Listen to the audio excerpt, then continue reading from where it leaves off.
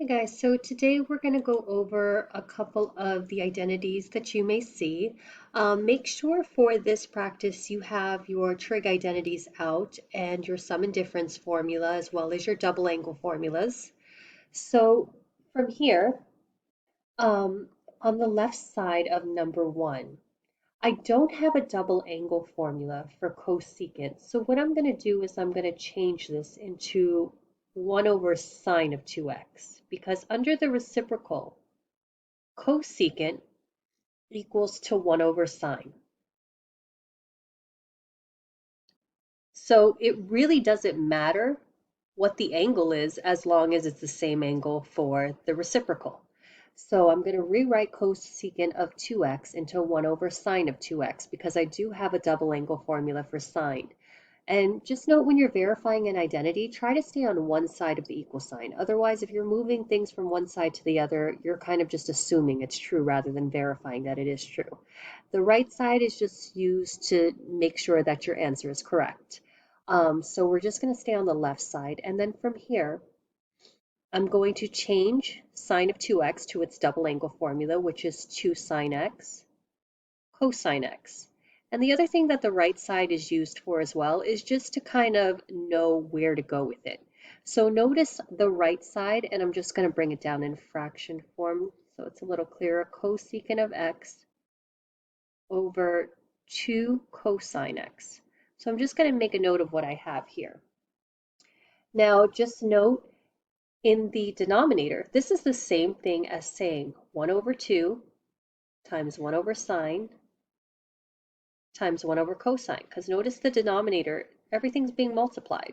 And when we multiply fractions, we just go straight across. So this line and this one mean the same thing. Why am I breaking up the fraction then? Because if I look here, 2 and cosine are in the denominator, so I'm going to keep the first and the last fraction. But I can change 1 over sine. Using the reciprocal identity, which is written up top, 1 over sine is equal to cosecant. And if I bring down the 1/2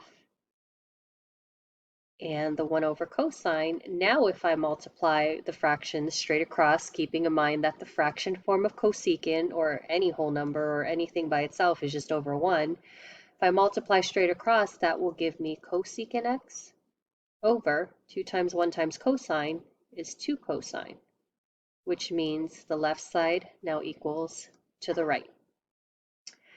Okay, and then the next one. Now, you're going to play up a bit of identities here. So keeping in mind your, well, I'm showing you one way, but keeping in mind your quotient identities, remember that cotangent of x equals cosine of x over sine of x. So I have cotangent of x minus 3 pi over 2. Now, since I don't have a difference formula for cotangent at hand, what I'm going to do is I'm going to change it to cosine and sine because I do have difference formulas for these two. So as long as you keep the angles, which in this case x the same, it can be converted into cosine over sine. So since this is cotangent of x minus 3 pi over 2, I'm going to rewrite it as cosine of x minus 3 pi over 2. Notice I'm keeping the angle the same over sine of x minus 3 pi over 2. And then I'm going to handle the numerator and denominator separately because if I look, I have the difference formula for each one of them. So starting with the numerator, cosine of x minus 3 pi over 2, using the difference formula for cosine, it's going to be cosine of x cosine of 3 pi over 2 plus sine of x times sine of 3 pi over 2.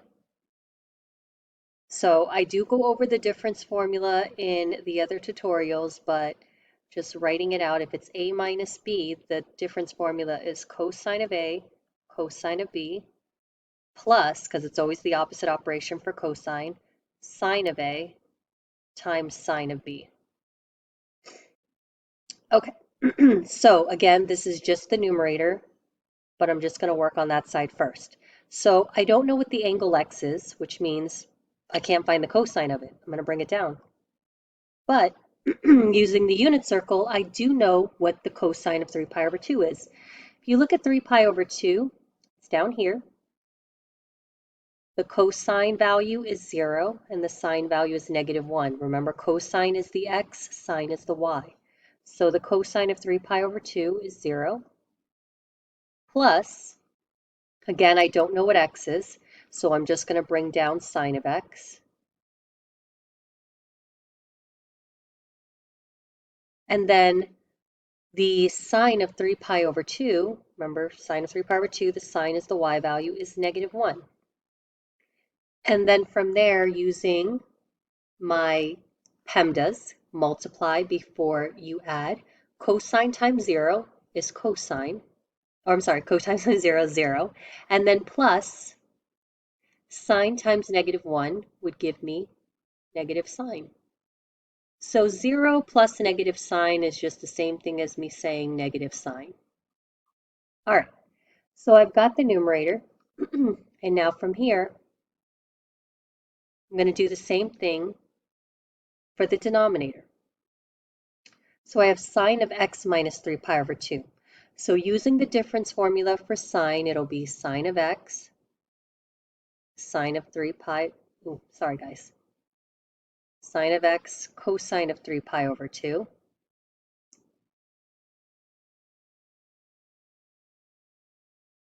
Since this is minus, for sine it keeps the same operation, cosine x sine of 3 pi over 2. Make sure you have your difference formula for sine, because that's all I'm doing is I'm changing, well, I'm keeping the x as x, I'm changing the y to 3 pi over 2.